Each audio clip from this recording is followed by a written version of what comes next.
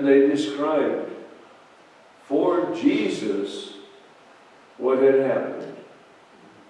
In their words, they said he was a prophet who did mighty deeds. He was the one in whom his followers put great hope and great faith, but he had been arrested and executed.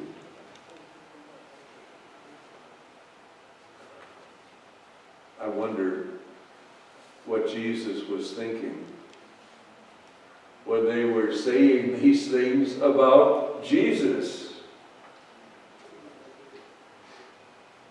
Finally, Jesus began to speak.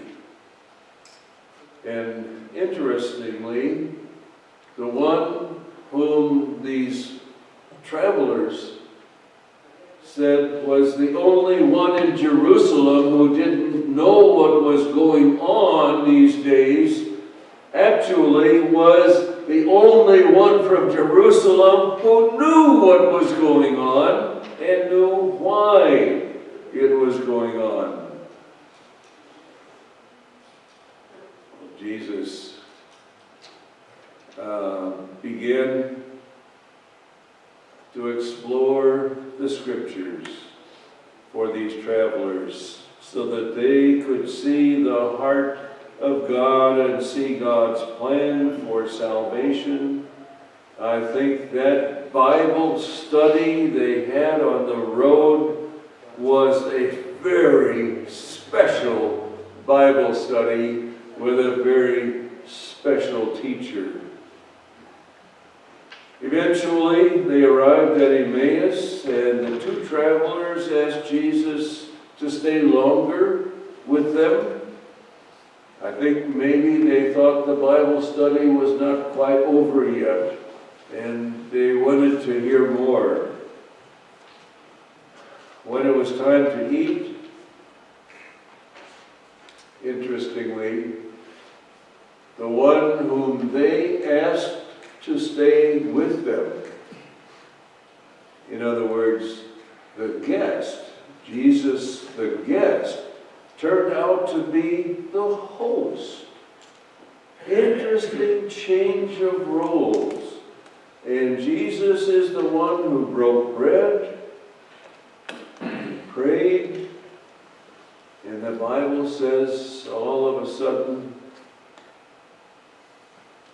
their eyes were opened.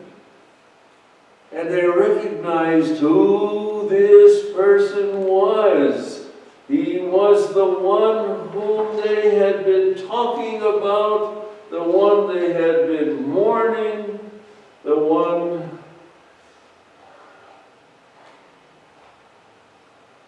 whom they felt had died and was gone. Jesus was walking with them all of this time. They just didn't recognize him. And they were walking with Jesus, and only until this point did they recognize him. Wouldn't that be a marvelous thing if you and I had opportunity, right, to walk with Jesus? Maybe sometimes we don't recognize, but the risen Lord is risen in order to be with us. Let me share an experience from last week that was not in my sermon. I went to a retreat this last week across the river in Alton, outside of Alton, actually outside of a small little town, Grafton, Illinois. Just outside of Grafton is a lovely State Park, Pere Marquette Park in Illinois. It is old. It was built, goodness, it was built probably 50, 60, 70 years ago. It has hotel, has restaurant, has meeting area, just a marvelous place. And it sits looking toward this big, at that point, very big Mississippi River.